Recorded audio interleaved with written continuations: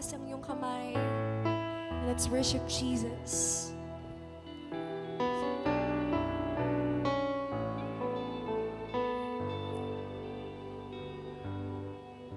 I have made you too small in my eyes, oh Lord, forgive me, and I have been living a lie that you were unable to help me. But now, oh Lord, I see my wrong. Heal my heart and make yourself strong. And in my eyes and with my soul, oh Lord, be magnified. Oh Lord, be magnified. Come on, church. Be magnified, oh Lord.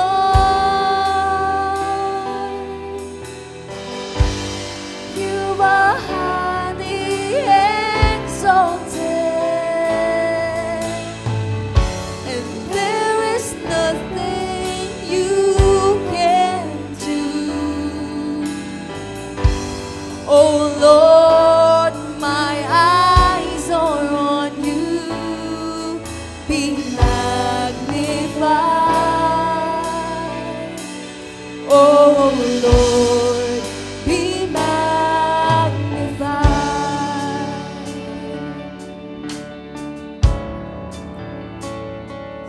I have leaned on the wisdom of men.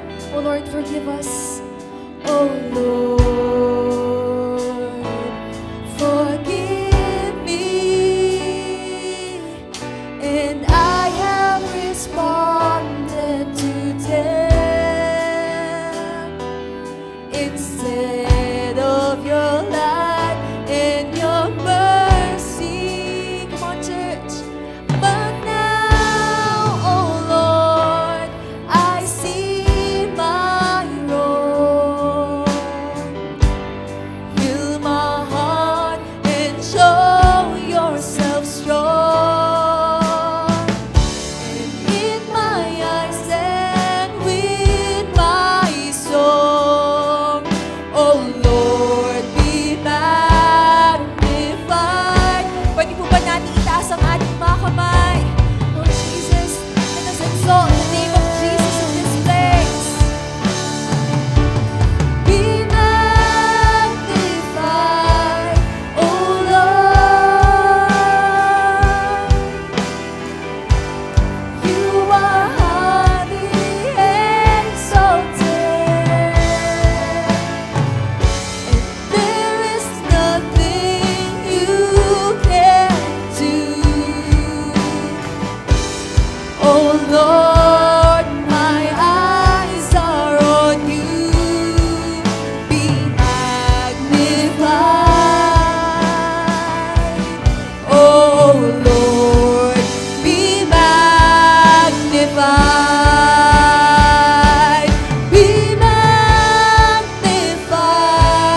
Oh Lord,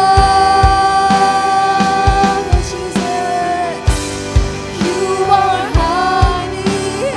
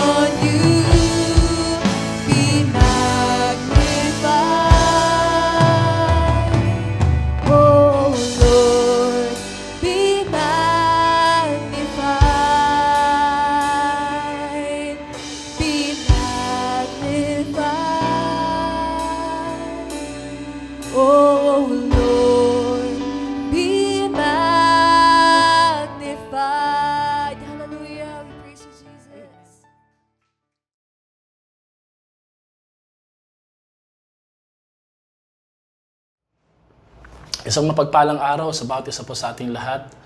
Ngayong gabi, ang huling topic or message po natin sa atin pong series na mahigit isang buwan po nating pinag-aralan, ang Limitless Life or Living. Hango po sa 2 Corinthians chapter 6, verse 11 to 13. Kumusta po kayo? I'm praying ngayong araw na ito ay patuloy pong i-steer ni Lord yung heart natin, yung desire natin, na mag-create si Lord ng enlargement sa buhay po natin, physically, emotionally, spiritually, financially, academically. Hamunin po tayo ng Panginoon na mangarap ng malaki. Alam niyo po, para mangyari po iyan, sometimes, for God to create enlargement of territories and influence sa buhay po natin, kailangan po mag-create si Lord ng mga irritation. Kailangan pong ma-develop sa buhay po natin yung tinatawag nating holy discontent. Kaya nawa po ay hindi niyo po maisip na ang church po natin, ang pastor po natin, ang discipleship po natin, ang mga leaders natin, lagi tayong hinahamon. Mahalaga kasi sa buhay yung challenge because only those things that are challenging can change us. Kapag ka po kasi yung buhay po natin, wala na hong hamon, wala nang paghamon na nangyayari, hindi ho tayo nababago. At doon ho tayo kumikilos, doon ho tayo nag-iisip, doon din po tayo nababago kapag kami mga hamon po na kumakaharap sa ating buhay. So, sa tingin po natin, possibly this year, halos puros challenges po ang mga series natin. And that's good because the enlargement of our life caused by holy discontent and irritation sa buhay natin, the enlargement of our mindset and faith prepares us for the upcoming breakthrough na pinapadala ni Lord sa buhay po natin. Kailangan lang, kasi lumaki po ang sisidlan ng pagpapala, lumaki po yung accommodation ng buhay po natin para po talaga may pagdagsa ng biyaya at habag ng Panginoon sa ating mga buhay. So, ang topic po natin ngayong araw na to is how do we live a bigger life? How do we live a bigger life? Na-reserve ko po talaga ang message nito because ito ho ang magsasum up sa atin pong series na Limitless Living or Limitless Life. Of course, pagkatapos po ng series na to, hindi po nangungulugan, natitigil na po tayo sa ating pangarap. Hihinto na po tayo. It is my prayer na magtutuloy-tuloy po tayo. Lalo ho tayong titibay, tatatag, titindi, lalalim, at higit sa lahat, lalaki po ang ating pananampalataya at buhay.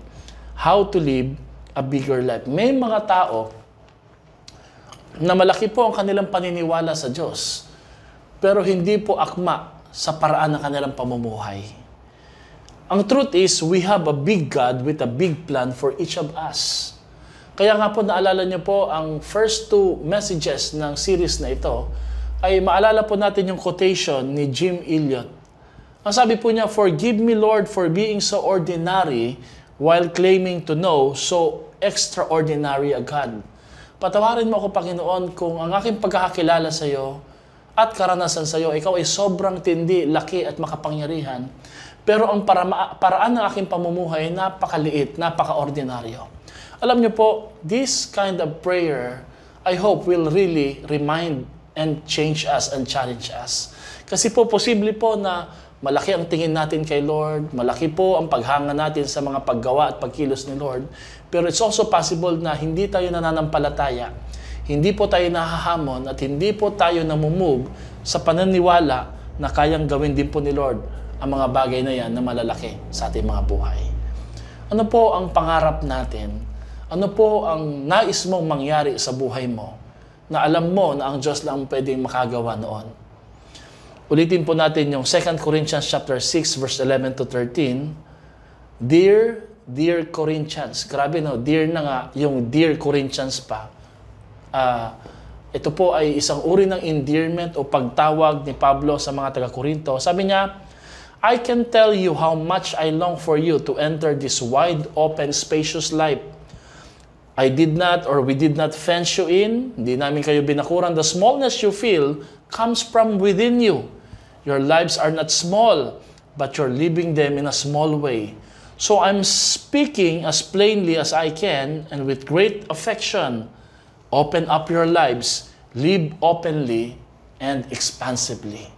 I don't know kung ano po ang sitwasyon ng buhay mo ngayon, but ito ho ay isang napakagandang challenge at comfort ng Panginoon sa anumang pinagdadaanan natin. na tayo po'y hinahamon ni Lord na mabuhay sa isang bigger perspective, bigger faith, bigger expectation, at bigger life na ipinagkaloob po sa atin ng ating Panginoon. Ang sabi po ni Louis E. Bone, the saddest summary of a life contains 3 descriptions: could have, might have, and should have. Yun nga po, no? Yun po bang, ang pinakamalungkot po na chapter ng buhay po natin ay yung patapos po nating mabuhay sa mundong ito at wala na tayong lakas, tapos na rin yung mga opportunity, ay tayo po yung uupo at nag-iisip sa mga bagay na posible sana nating nakuha, kayang-kaya nating magawa, at higit sa lahat po pwedeng mangyari sa buhay po natin. So I hope na hindi ito mangyari sa ating ministry, sa ating family, even sa ating personal life at career at maging sa mga businesses and dreams, na magkaroon po ng kalungkutan bilang summary sa buhay natin dahil po sa mga bagay na could have, might have, and should have. That's why paulit-ulit pong ipinapaalala ng Panginoon ito.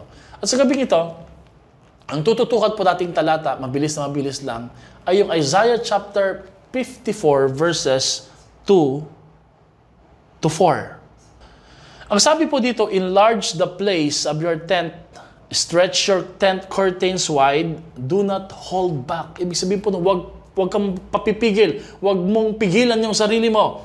Lengthen your cords, strengthen your stakes, for you will spread out to the right and to the left. Your descendants will dispossess nations and settle in their desolate cities.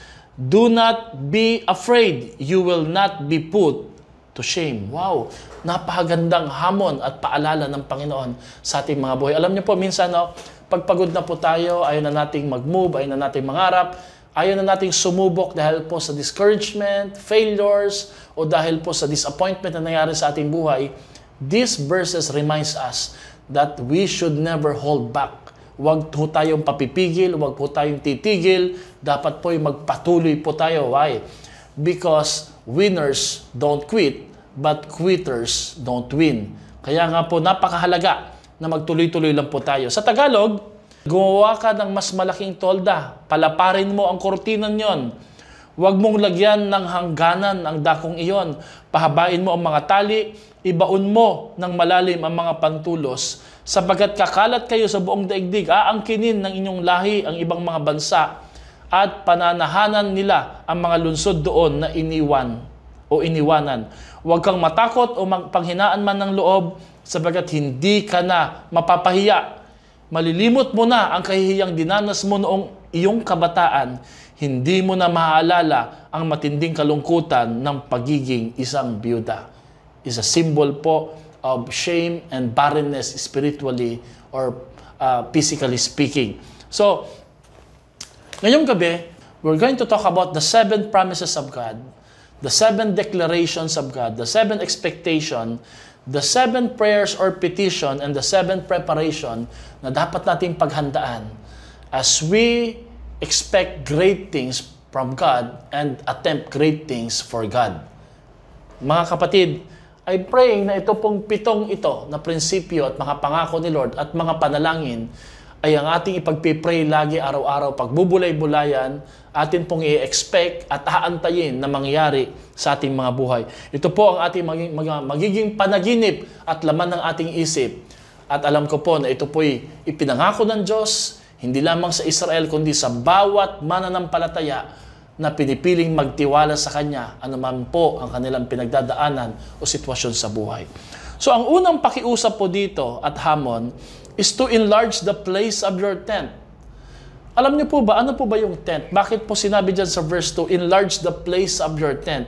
Noong una kasi, ang mga tao, nomads, pag sinabing nomads po, nomadic lifestyle, wala talaga silang permanenteng bahay na may pundasyon, nakatira, especially in the Old Testament. Sila po ay nakatira sa tolda.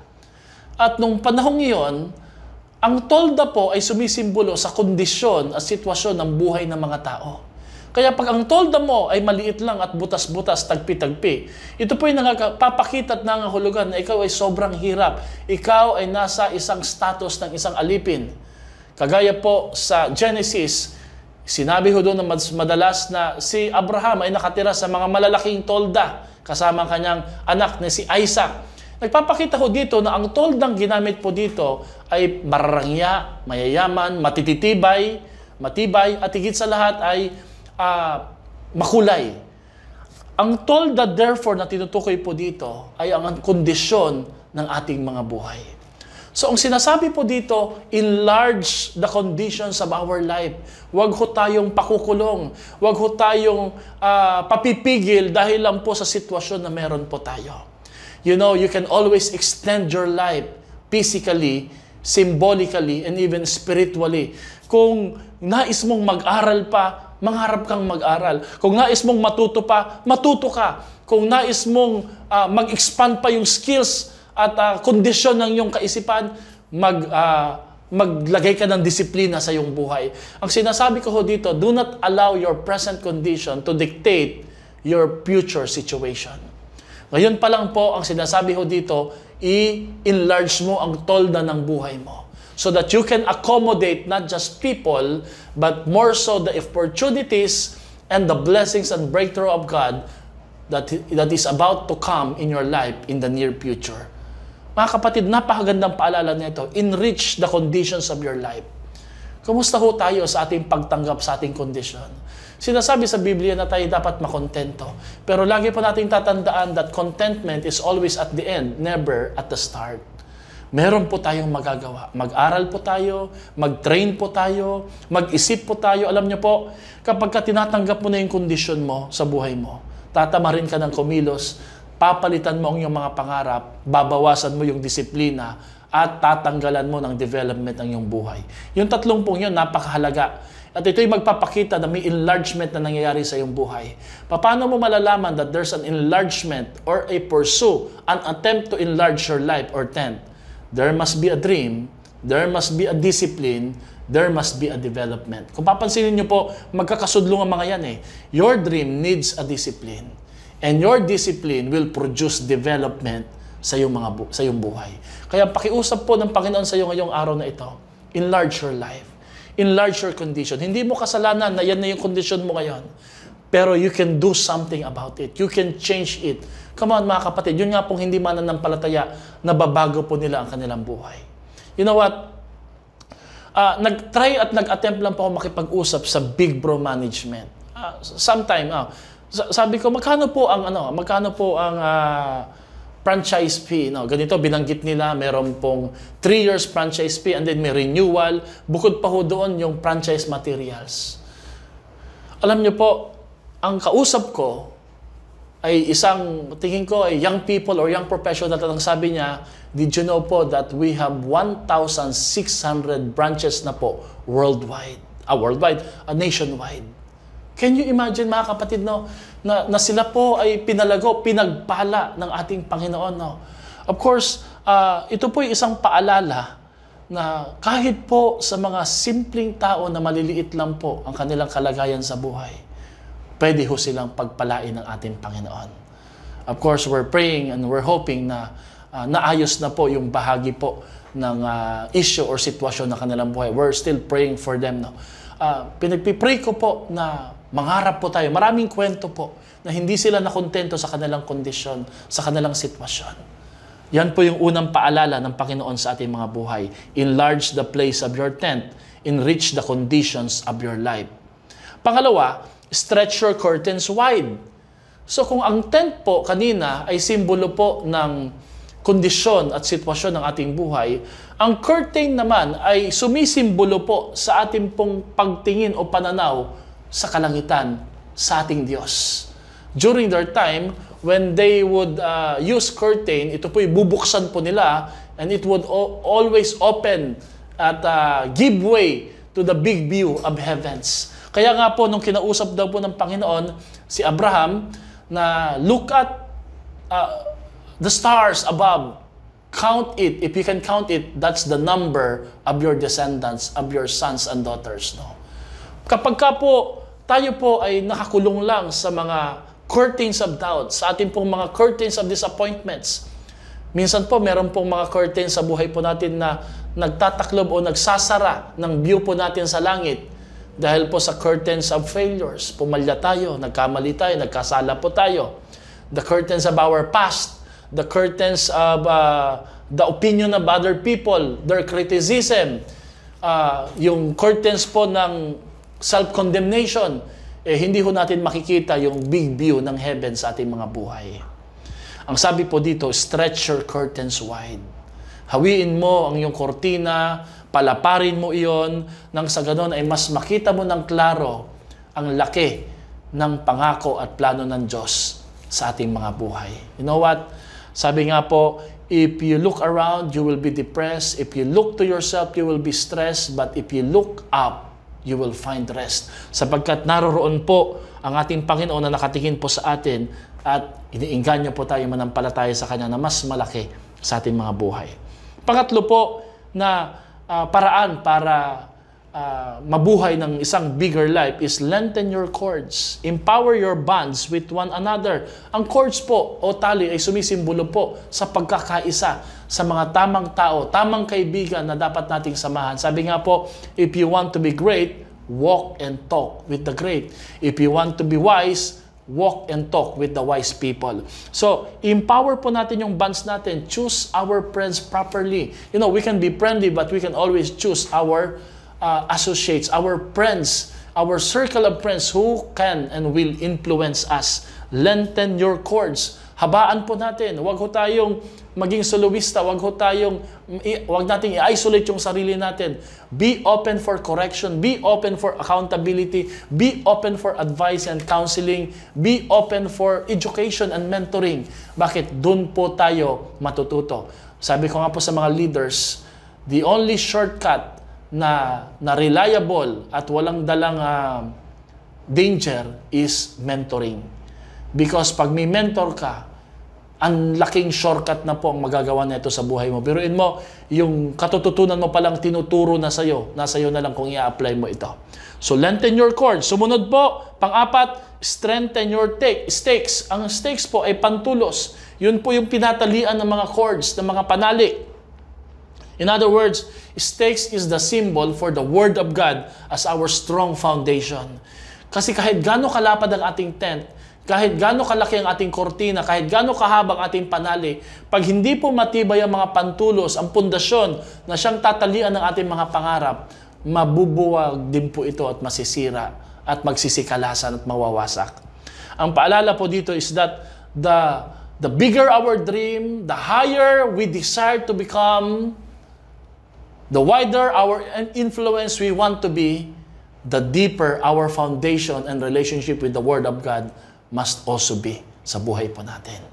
Napakahalaga po na bumalik tayo lagi sa Bible, bumalik po tayo sa sound doctrine at preaching, hindi po yung mga hype lang. Iwasan po nating makinig sa mga new doctrines na nag-i-introduce po ng mga new mindset that supports our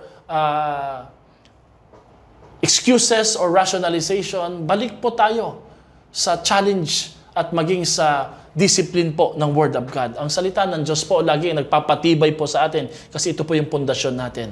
Panglima po, get ready to spread around. Ang sabi dito, for you will spread out to the right and to the left. Napansin niyo po, no? Step by step. Hindi mo pwedeng i-shortcut eh. Hindi ka pwedeng lumaktaw. Yung una dapat mong gawin, yung pangalawa, yung pangatlo, pang-apat hanggang panglima.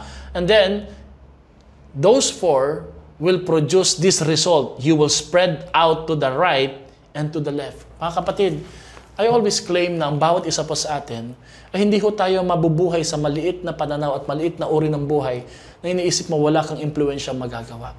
Marami ho sa atin dito, marami pang magagandang paparating na plano ang Diyos sa buhay po natin. Hindi lang po natin nakikita yan ngayon. But we can learn about the plan of God as we continue to move towards God's direction through obedience. Susunod lang po tayo. And the plan of God will continue to be unveiled sa buhay po natin. Pag sinabing unveil, mabubuksan at magiging malinaw. At makikita po natin to dahil sumusunod po tayo sa Kanya. So get ready to spread around. Everybody say spread around. I-claim nga po natin ng ating mga life groups, magiging church planting ang mga yan.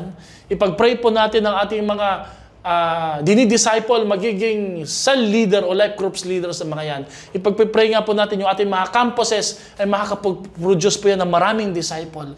Don't be contented sa maliit na ministry. Let us never be contented sa maliit na uri ng discipleship. Mag-pray po tayo ng breakthrough. Alam niyo po, it's all about the mindset.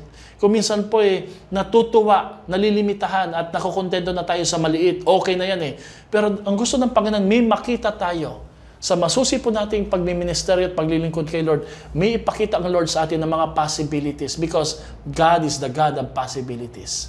And God, in Him, nothing is impossible. Amen? Ang problema lamang po itong mata natin sa kaisip. Kaya tama si Paul, the smallness that you feel is inside you. It is within you. Nasa pag-iisip po natin yan. No? Kaya mga kapatid, ipag-pray natin. Yung trabaho natin, magkakaroon ng ministry yan. Magkakaroon ng soul value yan. Hindi lang yan basta trabaho Kailangan po mangarap po tayo ng malaki.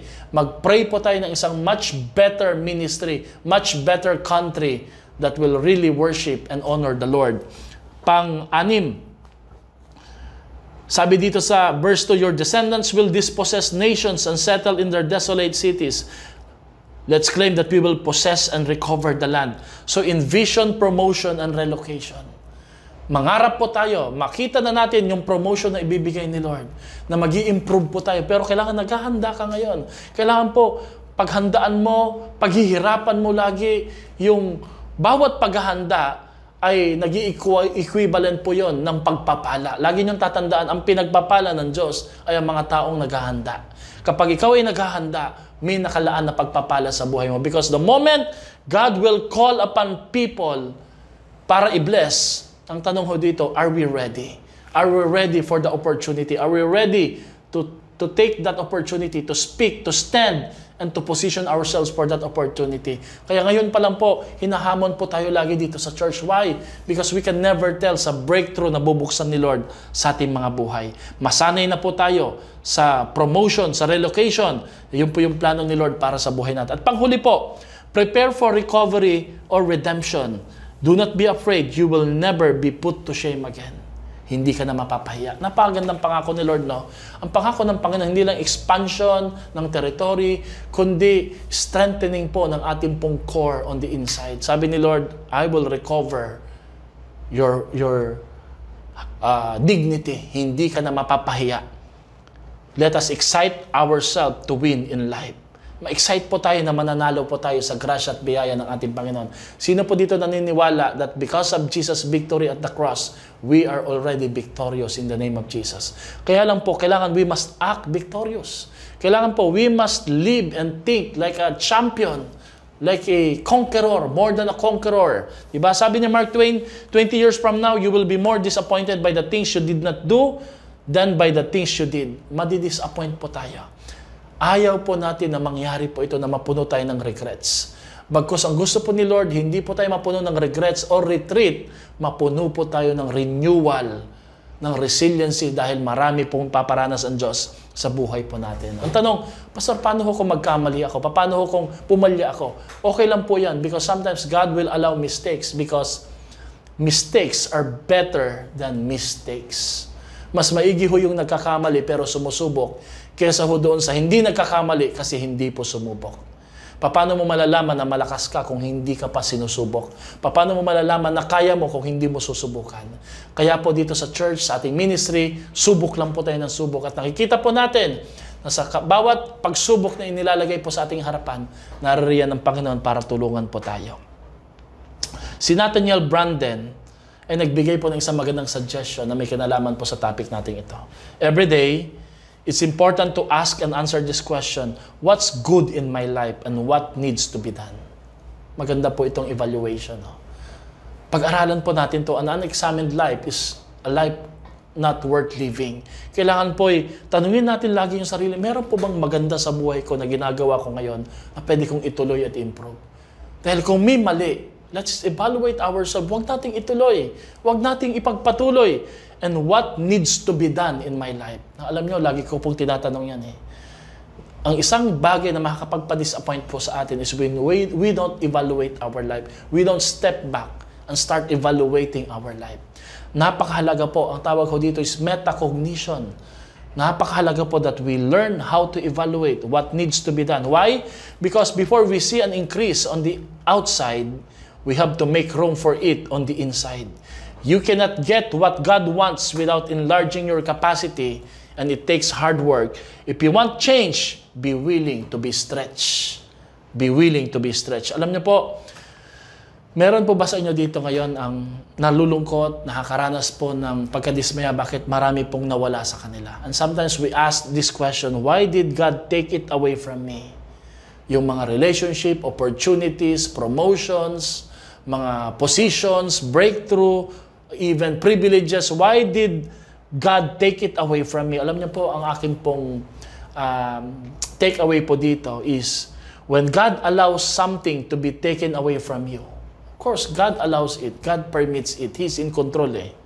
When God allows something to be taken away from you, relationship, resources, and revenues, He is not actually taking something away from you. He is actually creating space so He can fill you, He can bless you, He can expand you.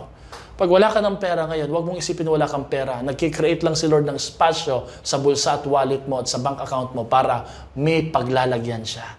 Kung mayroong mga taong umaalis sa iyo, bagamat minamahal mo at pinapatawad, pinagpapasensyan, binavalue mo sila, don't be discouraged. Why? Because God is creating a space in your life. Because one day, magpapadala si Lord ng mga tamang tao na totoong magmamahal at ma-appreciate kung sino ka. If God is allowing something na may mawala sa buhay mo, trabaho, position, or possession, it means God is creating a space sa buhay mo para meron siyang paglagyan. Meron pong kapupunan ang ating Panginoon. Amen? So let us thank the Lord. Let us praise God. Ano-ano yung mga bagay sa buhay mo na tinanggal, pinahintulutan ni Lord? And let us be excited. Pakisabi nga ito, sabihin mo, Lord, thank you. You are creating a space in my life in Jesus' name. Because the principle is very true. If God can take away something you have never expected losing, hindi mo inaasahang mawawala o kukunin eh. He can replace it with something you've never imagined having. Pwede rin po itong palitan ng Panginoon ng mga bagay na hindi mo iniisip na maibibigay o matatanggap mo ito sa harapan ng ating Panginoon. Maybe you need to change your perspective to receive divine expansion. Jesus said, you cannot put new wine into old wineskin. And a wineskin is a leather container. When it got old, it would become hard and rigid, not able to expand. If you put new wine into it, then the wine expanded, it would burst the wineskin. Yung lumang sisidlan ay hindi po pwedeng paglagyan ng bagong alak. Ibig sabihin ng Panginoon, kung gusto mong may bagong dumating sa buhay mo, dapat bago ang iyong pananaw, malawak ang iyong pagtingin, matibay ang iyong pananampalataya sa harapan ng ating Panginoon. God is saying to you that you are not going to see an increase if you are stuck in the old ways of life, old ways of thinking, old habits and sin. We need to work hard, renew our commitment to God, and enlarge our capacity for God. You know, pag walang nangyayari sa buhay mo, sino dito, tinatanong mo, Lord, walang nangyayaring maganda sa buhay ko. Maybe, possibly is God is creating a space, or God is teaching you to wait, or ang isang most probability is you are in the old life pa rin.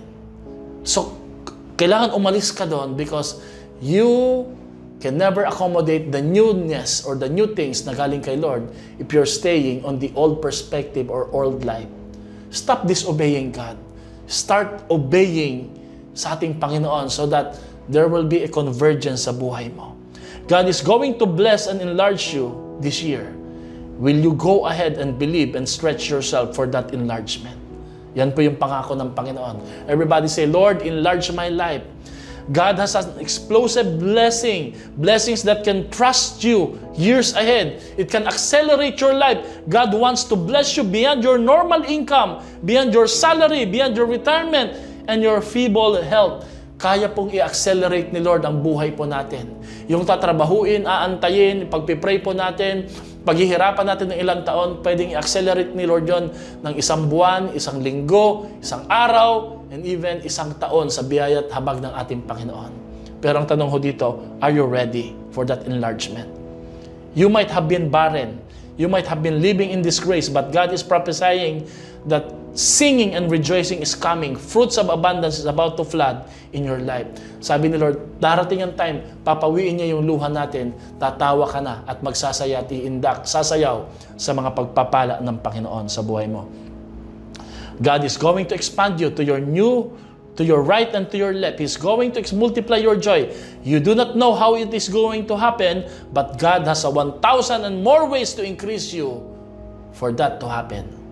Can we just say amen to that, mga kapatid, no? Maraming paraan si Lord para mangyari at papangyariin ang mga pangako niya sa buhay mo. That's why sa Isaiah 54:1 says, "Sing, barren woman, you who never bore a child. Burst into a song. Shout for joy, you who were never in labor." God is saying, your barrenness is going to change. It's going to stop. God is restoring all that the devil has taken away. Let us sense the restoration of our blessings for our peace, finances in the Lord. If you believe it, can we just say amen to that? Amen? So, in closing, mga kapatid, how do we extend your capacity for God? Dapat po create an enlargement sa buhay mo. Let me just put it to a simple and practical principle. Number 1, expand your prayer and devotion. Pagandahin, pahabain, patagalin, patibayin mo ang iyong disiplinang spiritual. Manalangin ka ng mga malalaki, big dreams, big projects for God. Pangalawa, strengthen your faith. Allow God to test you. Allow God to mold you and respond in a proper way. Continue to be patient. Continue to trust still in the Lord kahit na wala kang nakikita. Pangatlo, pursue holiness. Mabuhay po tayo na may kabanalan. Piliin nating maging malinis sa harapan ng Panginoon sa gitna po ng karumihan ng mundong ito. Number 4, level up your tithing and first fruit. Kahit mahirap, kahit po na may pinagdadaanan ka, level up your commitment. You know what? Because that is creating an enlargement to your finances. You are creating a space in your life that God can fill in, that God can bless. Number 5, deepen your commitment to church and serve God faithfully in the ministry. Laliman mo po ang iyong commitment. Hindi po yung parang submarine po tayo, lulubog, lilitaw. Kailangan po talagang matibay, malalim, mabunga, at masayang naglilingkod. At pang-7, give God your best discipleship sa iyong mga dinidisciple. Tutukan mo talaga.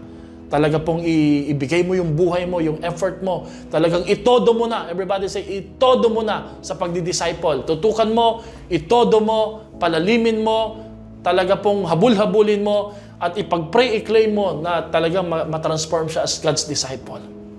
Have faith in God because God has faith in you. Lagi mong tatandaan yan. May paniniwala ang Diyos sa iyo na magagawa mo ang mga ito. Kaya nga po niya binigay ang pangakong ito eh. You know, God does not create a lock without its key, and God does not give you problems without its solution. Maniwala ka, may solusyon po yung problema mo. Kailangan mong maintindihan ang pangako ni Lord na ito at deklarasyon na ito sa Isaiah 54:2-4. If you lose faith, tandaan mo, you will lose all. Kung meron mang isang bagay na hindi dapat mawala, wala ka mang pera ngayon, wala pang opportunity, but don't you ever lose your faith. Come on, say to one another, we will never lose our faith. Let's help one another to never lose our faith. Your faith will help others and the other's faith will help your faith. Tulungan po tayo. Magpalakasan po tayo. Amen? So, mga kapatid, goals are not just a statement of faith. They are also there to stretch your faith. They can stretch your faith. Pag may goals po tayo, yung 7 goals na yon, it will really stretch your faith. At alam niyo po, tingnan niyo po yung picture na to, rubber band. There's going to be a tug of war in your spiritual life right now because God is always in the process of transforming us. Magpaubaya ka sa Panginoon. Huwag kang makipag-struggle, makipaglaban kay Lord. Payagan mo ang Diyos na i-stretch out ka. Medyo masakit, medyo mahirap, pero you know, every time you stretch your faith, God does miracle. So, sa pagtatapos, I'm praying that you will live a bigger life in the name and in the glory of our Lord Jesus Christ. Let me pray for you, Lord. Expand our life, enlarge our tent, strengthen our curtains, our cords and stakes. Help us, Lord, na magtiwala na higit pa po ang kaya niyong gawin sa buhay namin kaysa sa nararanasan at meron kami ngayon. In our studies, work, family, ministry, and even, Lord, in our finances and relationship, we're praying and we're claiming that we can live a bigger life that will honor you and will bring people closer to you as they see our lives as a testament and testimony of your goodness at greatness sa aming buhay.